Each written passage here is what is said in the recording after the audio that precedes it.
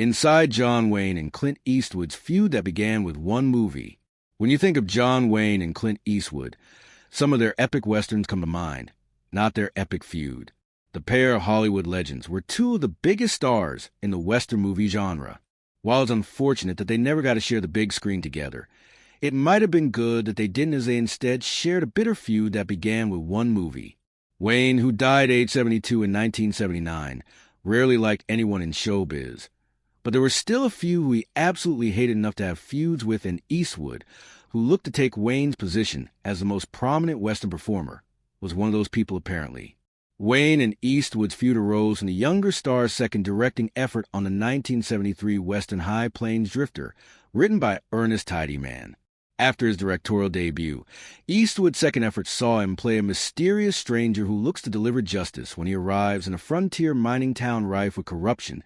The film arrived shortly after Eastwood had completed work with Sergio Leone and his Dollars trilogy movies, and was inspired by the iconic Italian director, as well as by Don Siegel.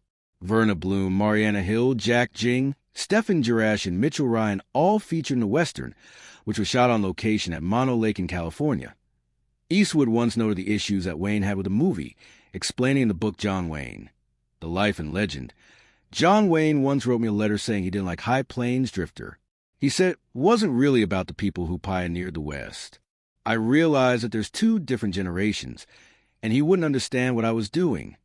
The actor added his justification for his movie and provided an explanation of how Wayne was wrong. High Plains Drifter was meant to be a fable, Eastwood added. It wasn't meant to show the hours of pioneering drudgery. It wasn't supposed to be anything about settling the West.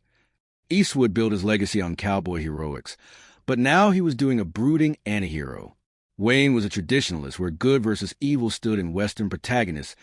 Wayne's letter was sent directly in response to Eastwood's proposal to his fellow to star together in a film.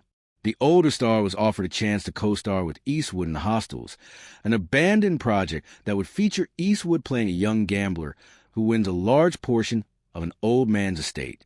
The closest Eastwood ever got to working with Wayne was when his frequent collaborator and filmmaking mentor, Don Siegel, directed the Duke in his final screen performance in 1976, The Shootist.